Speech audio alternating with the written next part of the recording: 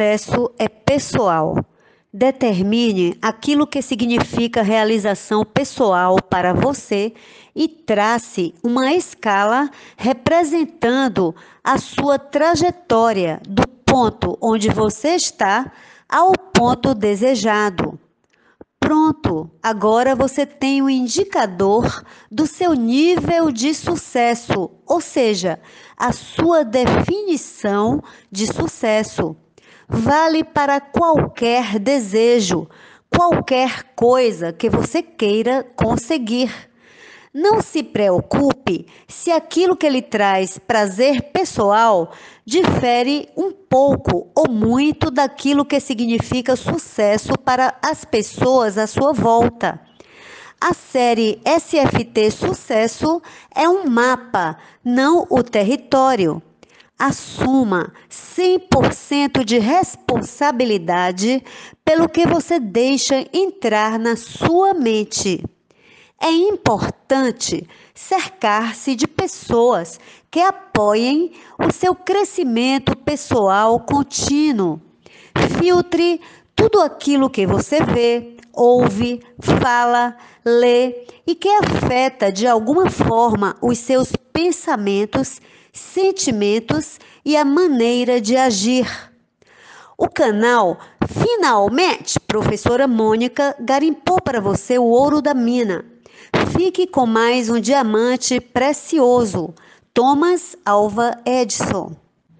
Norte-americano, nascido em 1847, foi um dos homens mais notáveis da história. Super inteligente, estudioso, autodidata, cientista, intrépido, inventor nato, perseverante, obcecado pelo sucesso, determinado, jornalista, escritor, telegrafista, empreendedor, polêmico, vendedor. O Steve Jobs do passado era conhecido como o feiticeiro de Menlo Park por suas mágicas criações. De gênio mirim à celebridade, mas por detrás dessa história tem uma outra história, a de uma mãe heroína que, tendo matriculado o seu filho na escola pública, recebeu com apenas 3 meses uma carta de expulsão. Mãe dedicada e professora, com muita sabedoria, recusou o rigoroso e precipitado diagnóstico do professor. Leu a carta em voz alta, modificando todo o seu conteúdo e, consequentemente, o rumo da história. Onde se lia: seu filho é um péssimo aluno, despenteado, agitado, impertinente, questionador e confuso, recusa-se a fazer os deveres, não progride como o resto dos alunos e tem problemas mentais. Não iremos permitir que continue a frequentar esta escola.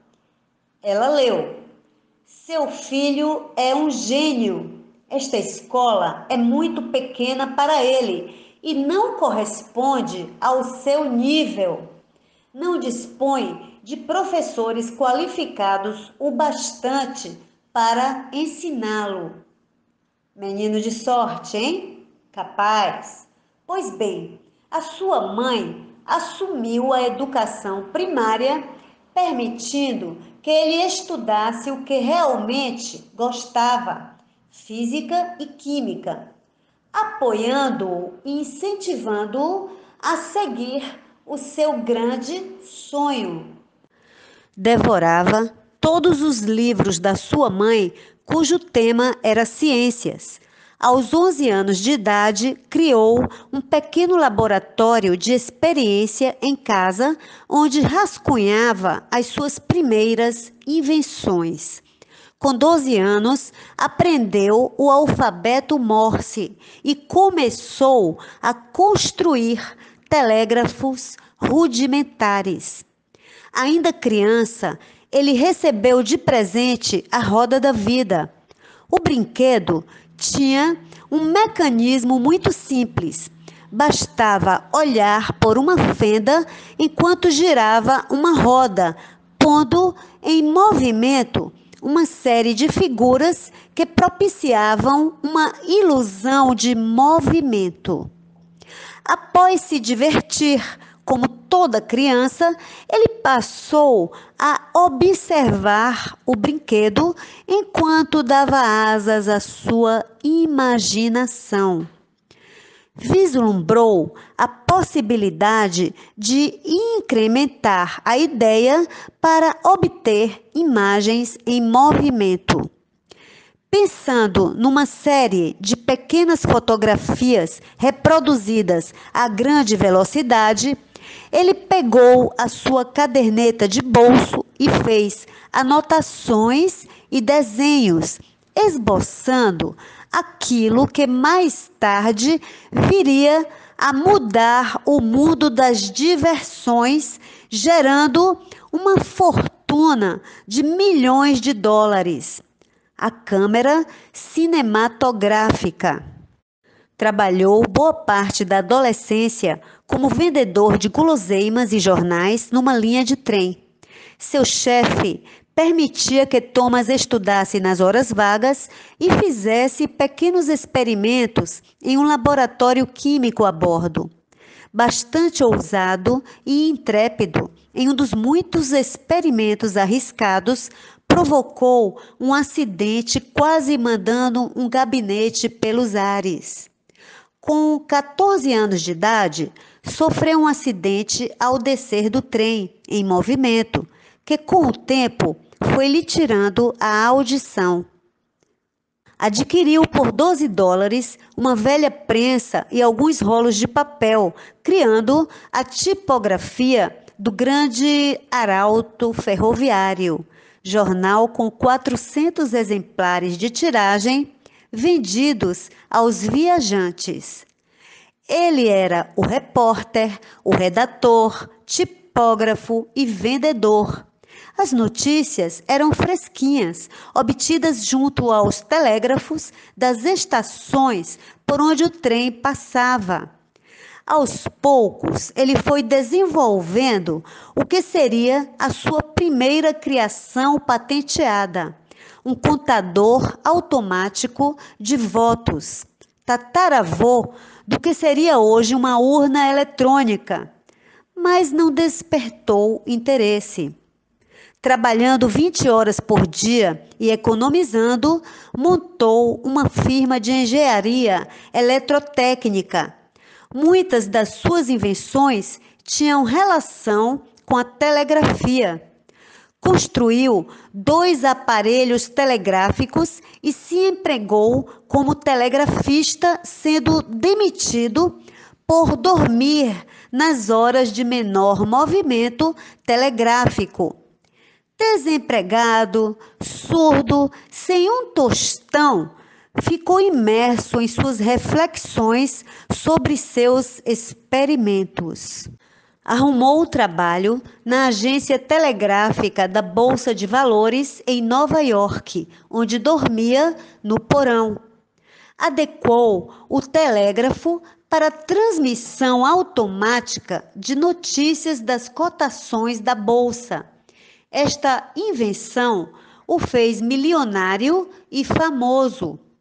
Motivado e em constante expansão, construiu um centro de pesquisas, ampliando as suas atividades e negócios. Inventou o fonógrafo, o primeiro aparelho capaz de gravar e reproduzir sons, e que evoluiu mais tarde para o toca-discos. Tornou-se uma celebridade nacional aos 31 anos de idade. Finalmente, depois de realizar 1.200 experiências, obteve sucesso com a lâmpada incandescente, substituindo o uso de velas, lampiões a gás, tochas de madeira. Inaugurou a era da eletricidade, inspirando pessoas a persistirem em seus objetivos, já que para ele as tentativas não haviam sido falhas, e sim descobertas de fazer uma lâmpada de 1000 maneiras diferentes. Não é justo afirmar que Edison inventou a lâmpada do zero, pois a eletricidade naquela época já existia, mas não funcionava. A sua contribuição foi descobrir um material capaz de incandescer sem queimar. O filamento de carvão foi capaz de manter a primeira lâmpada ligada por quase 2 dias e Edison foi ovacionado como um gênio na época. Não é à toa que a lâmpada é hoje um símbolo universal de novas ideias e criatividade. As invenções mais lucrativas e famosas de Thomas Edison foram no campo da elétrica. Abrindo um parêntese, Thomas era excelente negociante.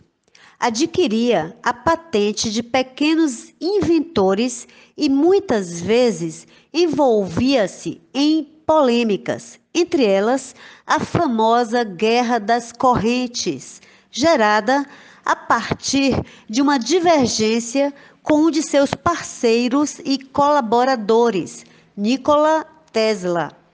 Igualmente, um dos maiores gênios dos últimos tempos e que merece o prestígio de ter a sua história narrada aqui no canal. Sabe aquele ditado do papagaio come o milho e o periquito leva fama? Pois muito bem, é justo dizer que Tesla saiu vitorioso do embate entre corrente contínua e alternada. Atualmente, o sistema polifásico de corrente alternada é o responsável por levar eletricidade por toda a Terra. Fechando esse parêntese, Thomas fundou a Edison General Electric Company, investindo em novos inventos e faturando 2.033 patentes, entre elas uma máquina de escrever, mais tarde aproveitada pela Hamilton, aperfeiçoou o microfone, incrementando o telefone inventado por Graham Bell. Na verdade, ele estava trabalhando em um aparelho capaz de transmitir voz humana por fios elétricos, mas Alexander Graham Bell chegou na frente e patenteou o primeiro telefone. Thomas, então, aperfeiçoou a criação do cientista britânico, mas pensou além. Se dava para transmitir voz via fio, também haveria um jeito de gravá-la e reproduzi-la. Assim, nasceu o avô do tocador de discos, Walkman, Discman, MP3 e por aí adiante. Após 4 anos encarando desafios mecânicos que envolviam milésimos de segundo, engrenagens e dispositivos minúsculos, criou o cinescópio, um dos aparelhos que permitiria o nascimento do cinema. Daí surgiu o cinetógrafo, a primeira câmera cinematográfica do mundo, e o cinetoscópio, uma máquina que exibia as produções. Uma anotação em sua caderneta resume todo o invento da câmera cinematográfica. Abre aspas. Estou experimentando um instrumento que faz com os olhos aquilo que o fonógrafo faz com os ouvidos. Fecha aspas. em 1889, exibiu o primeiro filme falado, sincronizado com um fonógrafo. Tomou gosto pela produção e, no final do século passado, construiu um edifício oval e o revestiu interna e externamente de papel alcatroado preto. Construído sobre uma plataforma móvel, o prédio acompanhava o movimento do sol, maximizando o aproveitamento da luz solar através do teto corrediço. Em seu novo desafio, Edison escrevia comédias, dirigia os atores, acionava e consertava câmeras quando apresentavam defeitos, e o principal, ele se divertia muito, encantando multidões neste universo do cinema primitivo, cujas fitas exibiam desde filmes de lutas de boxe a piruetas de um macaco ao som de um tocador de realejo. Sucesso! De celebridade a um dos primeiros magnatas do cinema.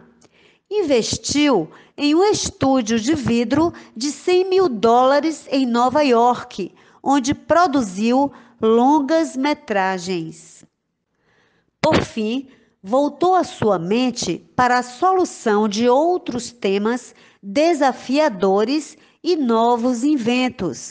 Aperfeiçoou o raio-x, inventou o fluoroscópio, doando-o à classe médica sem tirar patente.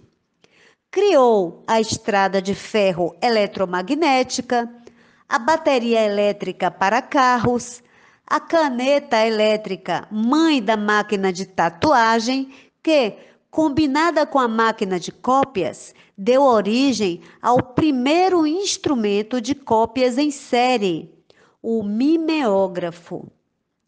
Teve itens não elétricos, como, por exemplo, as embalagens a vácuo, método de preservação de alimentos usado ainda hoje. Um dos maiores inventores da humanidade, obteve o prestígio, o reconhecimento, premiações, medalhas e honrarias pertinentes à sua fama. Além de um papel determinante no cinema, gerando empregos e oportunidades, o seu legado é o de ter iluminado o mundo.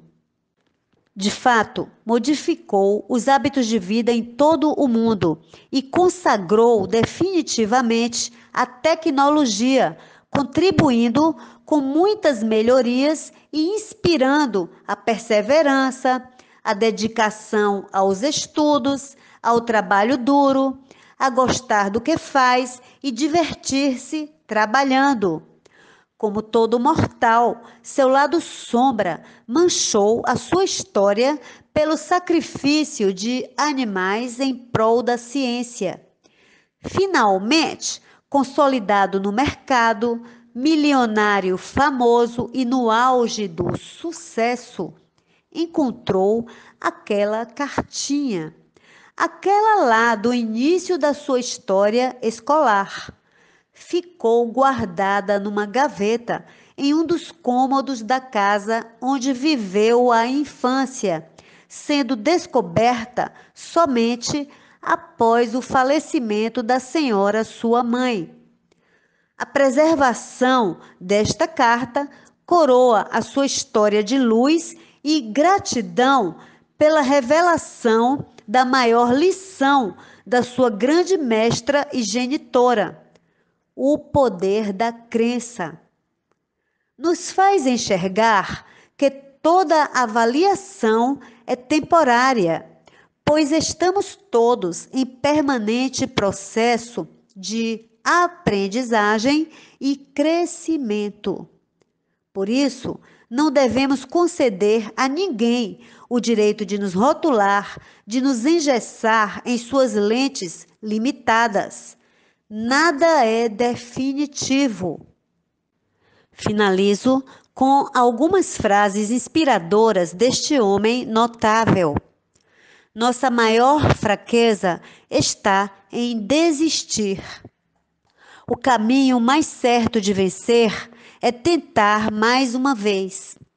Uma experiência nunca é um fracasso, pois sempre demonstra algo. Um gênio se faz com 1% de inspiração e 99% de transpiração. Tudo alcança aquele que trabalha duro enquanto espera. Muitos dos fracassos dessa vida estão concentrados nas pessoas que desistiram por não saber que estavam muito perto da linha de chegada. A surdez foi de grande valia para mim. Poupou-me o trabalho de ficar ouvindo grande quantidade de conversas inúteis e ensinou-me a ouvir a voz interior. Eu não falhei. Encontrei 10.000 soluções que não davam certo. Nossa maior fraqueza é a desistência. O caminho mais certeiro para o sucesso é apenas tentar mais uma vez. O gênio é aquele que tem uma grande paciência. Eu aprendi muito mais com os meus erros do que com meus acertos. Sou o resultado do que uma grande mulher quis fazer de mim.